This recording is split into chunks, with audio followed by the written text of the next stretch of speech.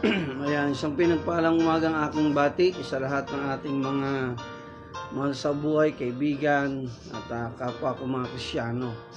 So welcome po sa ating Daily in the Word. So bago po tayo magsimula, muli po ito pong inyong pastor at inyong kaibigan, Pastor Norman G. Balboa. At kayo po aking naisipan langin sa umagang ito. So bago po tayo dumako sa ating maikling devotion, kayo po muna yung aking inaniyahan na tayo po ay manalangin. So tayo pong lahat ay pumikit at yumuko. Manalangin po tayo. Dakilang Diyos, aming Ama sa langit, purihin ka sa araw na ito. Maraming salamat, Panginoon, sa panibagong umaga, panibagong buhay, panibagong kalakasang bigay mo sa amin. Panginoon, bago po magsimula kami sa aming devotion sa umagang ito, inyong pong siya sa atin ang aming mga puso't isipan, anumang pong karumihan, mga pagkukulat, mga pagkakasala, ang aming mga nagawa, kami patawarin po ninyo, Panginoon. At samahan kami ng iyong banal na Espiritu na kami po ay magbulay-bulay at magnilay-nilay ng iyong mga salita. Sa inyo po namin, Diyos, binabalik ang lahat ng papuri, parangal at pagsamba, sapagkat ito po ang aming dalangin at samo sa pangalan mo, Jesus. Amen. So magandang umaga sa inyo po, mga ka-Daily in the Word. So kamusta po kayo sa inyong mga tahanan? Dalangin ko ang kahabagan ng Diyos ay patuloy niyang iparanas sa ating lahat, sa ating mga pamilya, sa ating mga mahal sa buhay.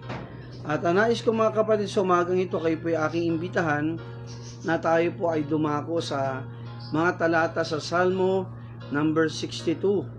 Basahin po natin ang ilang mga talata. Kung kayo po ay nandyan, tayo po ay magbabasa po ng salita ng Diyos. Okay, but before that, sa ating paumpisa, ayan, kamusta ka sa iyong buhay? Ikaw ba'y naiinip? Ayan. Yung ating pag-uusapan, yung pag-aantay. Meron ka bang isang bagay na inaantay ng matagal na? Or meron ka bang isang taong sabik na makita? Or para bang naiinip ka na sa pag-aantay? Yan ang pag-uusapan natin sa umagang ito. So tunghayin po natin sa Psalms number, babasa po tayo ng ilang talata. Ito po ay talatang 12 lamang, mga talatang 12 lang. Pero meron lang po tayong ilang tatalunan. Okay, sabi po sa Psalms number 62, verse 1, sabi ito, "Truly my soul waited upon God, from Him cometh my salvation." Sa wikang Tagalog, sa Diyos lamang nag-aantay ng tahimik ang aking kaluluwa, sa Kanya galing ang aking kaligtasan. Verse 2, "He only is my rock and my salvation, He is my defense, I shall not be greatly moved." Sa wikang Tagalog, siyang aking malaking bato, ang aking kaligtasan, ang aking depensa, hindi ako matitinag. Okay, talon po tayo sa verse 5. Sabi po sa verse 5, "My soul, wait thou only upon God, for my expectation is from Him." Ang kaluluwa ko, sabi ito, mag-aantay ng tahimik sa Diyos lamang, sapagkat ang aking pag-asa ay mula sa Kanya. Verse 6, "He only is my rock and my salvation, He is my defense, I shall not be moved." Ganda ng talata, di ba? Sabi sa verse 7, "In God is my salvation and my glory, the rock of my strength, and my refuge is in God."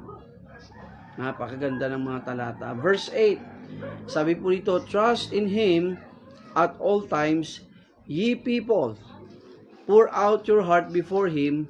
God is a refuge for us." Talon po tayo sa verses 11 and 12. Sabi sa verse 11, "God had spoken once, twice I have heard this, that the power belongeth unto God." Verse 12, last verse, "Also unto thee, O Lord, belongeth mercy, for thou renderest to every man according to his work." So tayo po ay manalangin. Panginoon, pagpalaan niyo po ang iyong mga salita sa araw na ito at lahat po ng maabot ang iyong mga salita. mapaglilingkuran. Pagpalaan niyo po, O Diyos, ang kanilang mga spiritual na pangangailangan at mga pisikal na pangangailangan. Kahit po pinansyal, O Diyos, anong pong kinakaharap ng bawat isang suliranin, pagsubok, problema, karamdaman, inyo pong iunat, O Diyos, ang iyong pagpalang kamay at mapagpagaling na kamay sa bawat isa. Pangunahan mo nga po kami, Diyos, sa araw na ito, sa pangalan mo, Jesus. Amen. So mga kapatid, napakaganda ng mga talata. Amen? Ang sabi ng ating Panginoon, mga kapatid, ayan, napakahalaga po ng pag-aantay. Saan natin makikita na napakahalaga ang pag-aantay? Halimbawa, mga kapatid, no? Sa mga mag-aaral, alam niyo napakahalaga na ang bawat estudyante ay mag-antay. No, mag-antay, huwag magmamadali. Unang-una, mga kapatid, sa pag-aaral kailangan ng tiyaga. No? Kailangan magtiyaga, kailangan magtapos po ng pag-aaral para kayo po ay magkaroon ng magandang bukas. Huwag magmamadali, no? Magtiyaga lang. Lahat tayo ay dadaan po diyan bilang mga dating estudyante, maging kayo po. Kaya huwag po tayong magmamadali. Okay, pangalawa, huwag din tayo magmamadali, mga kapatid, sa pagpasok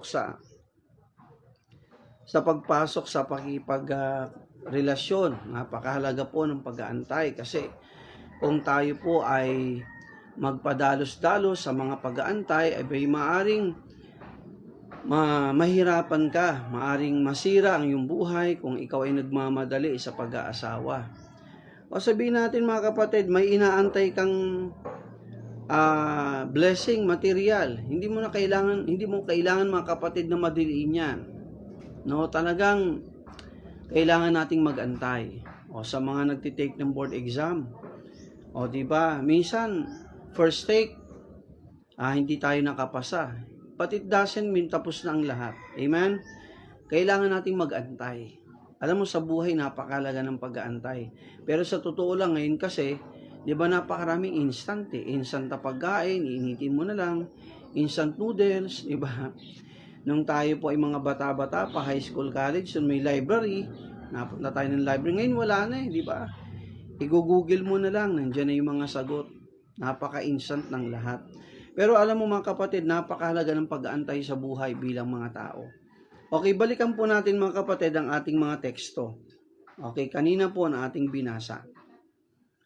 So tandaan natin, mga kapatid, huwag tayong mainip. Amen?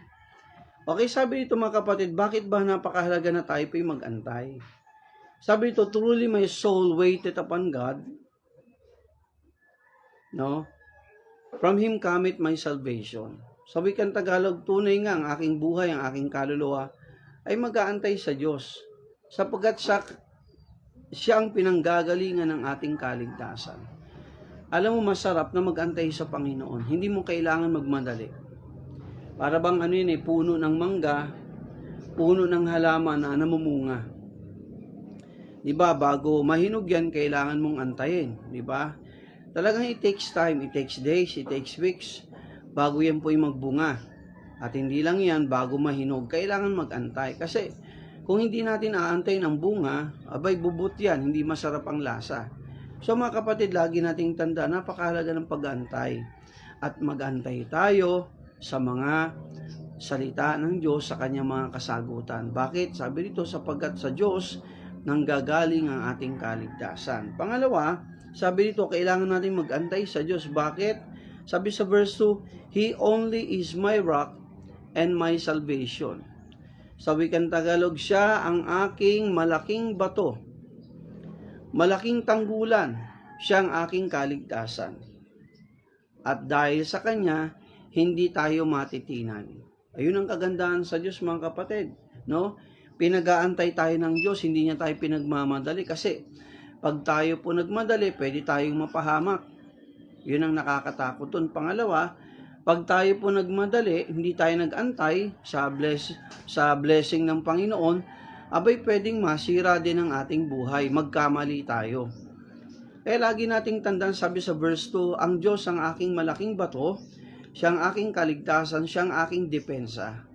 Yun nga ang kagandahan mga kapatid. Pag tayo nag-antay sa Diyos, sa kalooban niya, abay may depensa ka. No? Nandun yung protection ng Diyos. nandun po yung pag-iingat ng Diyos. At higit sa lahat, syempre, nandun yung pangunguna at tagumpay na maaring ibigay sa iyo ng Diyos. O ibibigay sa iyo rather ng Diyos. Kasi, pag tayo po nag-antay, yan, nakakalungkot. Imbis na sana, nakuha mo na, lalo pang tumagal. Naalala ko, mga kapatid, ang mga Israelita. Alam niyo ba, sabi sa history, mula sa Egypt, papuntang Promised Land, kung tutuusin, 40 days lang. Nandun na sila eh. Ang problema, mareklamo sila. Ang dami nilang murmuring sa Diyos, ang dami nilang angal sa Diyos. Alam mo yung 40 days lang na travel by foot, mga kapatid. Alam mo nangyari, naging 40 years.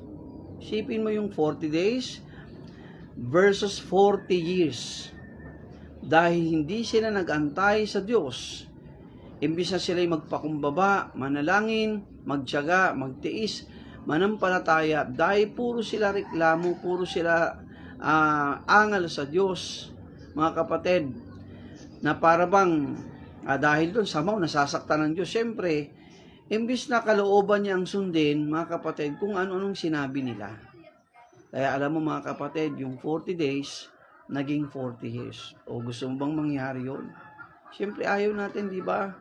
Mas maganda magtiwala sa Diyos, mga kapatid, dahil siyang ating bato. Okay, sabi sa verse 5. Punta po tayo sa verse 5. My soul wait thou only upon God, for my expectation is from Him. Ang aking kaluluwa, ang aking buhay, tanging mag-aantay lamang sa Diyos, sapagkat siya ang aking inaasahan, siya lamang. Kaya mga kapatid, napakahalaga ng pag-aantay. Dito sa mga talatang to, ilang beses inulit ang salitang pag-aantay. So, ibig sabihin, napakahalaga ng pag-aantay. Kasi pag hindi ka nag-antay, nagmadali ka, yun nga. Isa pa, dagdag ko rin. Naalala ko, no, ako ay babiyahe papuntang mula dito sa aming lugar, papunta sa Manila. Akala ko, mapapabilis ako. Dahil nga, nagmamadali ka, di ba? Nagmamadali ka. Sa aking pagmamadali, nagkamali ko ng sakay. Imbis na mapabilis, ang nangyari mga kapatid, nagka-traffic pa. At kung saan-saan pa dumaan yung ruta. Alam mo yung 1 oras lang sanang biyahe ko, parang 1 oras kalahati. Nasubukan ko po yan. Naging 3 oras mga kapatid ang aking biyahe. Sabi ko, maling-mali ako kasi nag-iba ng ruta. Akala ko naman okay lang din. So yun ang nakakatungkot at nakakatakot pag tayo hindi nag-antay, nagmadali tayo. Ayan, imbis na mapadali, lalo pa tayong napatagal. So sabi sa verse 6, verse 5, tayo mag-antay sa Diyos sapagkat napakahalaga ng pag-aantay. Verse 6, He is only my rock and my salvation, He is my defense, I shall not be moved. O lagi nating tandaan, bakit natin kailangan muli mag-antay? Sapagkat ang Diyos ang ating malaking bato, siya ang ating kaligtasan, siya ang ating malaking kuta. Sa Diyos may safety. Sa Diyos, magiging smooth ang lahat. Pag ikaw lamang ay natuto na mag-antay sa Kanya. Okay, huling mga talata. Sabi muna sa verse 7, In God is my salvation and my glory, the rock of my strength, and my refuge is in God. So, ang Diyos mga kapatid, binibigyan po niya tayo ng katiyakan. Katiyakan na ikaw ay mapapabuti kapag nag-antay ka sa kanyang kalooban at hindi ka nagmadali. Okay. Sabi sa verse 8, Trust in Him at all times, ye people, pour out your heart before Him. So sa lahat ng pagkakataon, sa lahat ng oras, lagi mong tandaan, kaibigan, ang Diyos ay tapat. Mag-antay lang po tayo sa tamang pagkakataon. At habang nag-aantay mga kapatid, manalangin at magtiwala sa Diyos. Sapagkat hindi po siya bumibigo sa kanyang mga pangako. Basahin natin huling 2 talata, sabi sa verse 11, God had spoken once, twice have I heard that the power belongeth unto God. So inulit-ulit, sabi diyan, hindi lang isa, hindi lang dalawa, maraming beses. Sabi rito, Mga kapatid, napakinggan ni Haring David, ang kapangyarihan ay galing sa Diyos. O di ba? Sino ba ang may kapangyarihan tayo pagpalain ng Diyos at pagyamanin niya, di ba? Sabi ng Bible, ang ginto pilak sa Kanya. Ang kayamanan ay nagmumula sa Diyos.